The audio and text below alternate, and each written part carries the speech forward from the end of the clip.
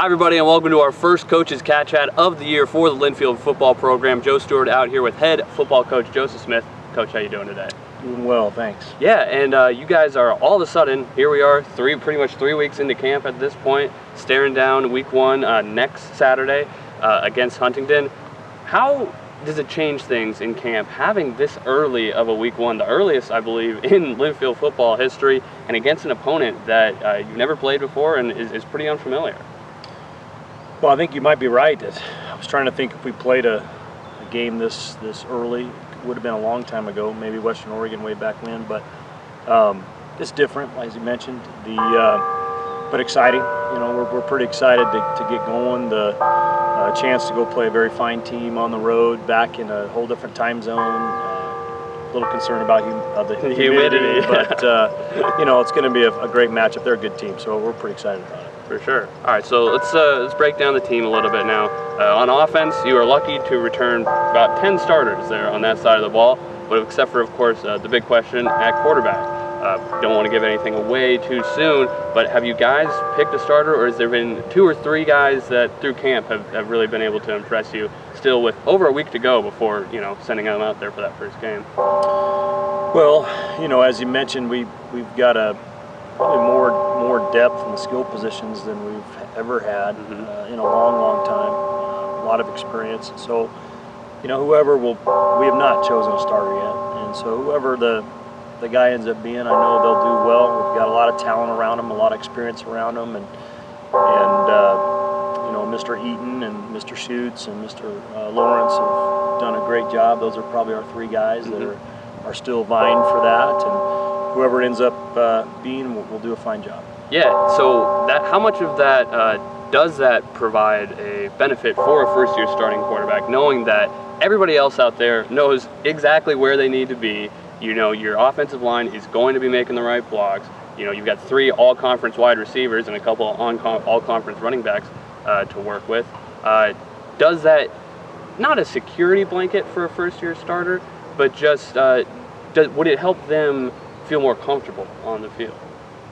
Well, it better. I mean, you got a good race car, you know, and set up pretty well. We've got all the pieces there. We just got to drive it. It's a pretty explosive machine. So I think, you know, all the quarterbacks have to do is go out and do their job and try to focus on what they need to do and get the ball where it needs to go and let our playmakers go make plays.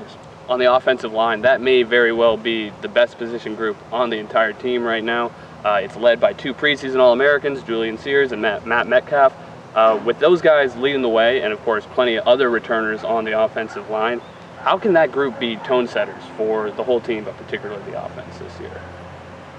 Well, they're a very veteran group, without question. Like you said, I think you know, I wouldn't pick one position on our team at all that's the strongest group, because I think our D-line's unbelievable. I think our running backs are unbelievable. I think our receivers are one of the finest groups we've had. So I think we've got 4 or 5 groups that are pretty strong. You know, but I think Coach Heck's been doing a really good job with them. It's really fun having him coach with us. I think those guys are playing physical. I think they're playing with experience, and obviously we always got to improve our technique. But every day they're matched up against one of the better defensive lines that we've had in a long time, and so there's a lot of give and take there, and they're getting sharpened quite nicely by a great position group. Yeah, so let's move over to that defensive line group. Overall on defense, certainly more turnover than on the offensive side, but the D-line mostly stays the same, led by another preseason All-American in Travis Swanson. Do you expect the pass rush to be the key to the defensive strategy again this year?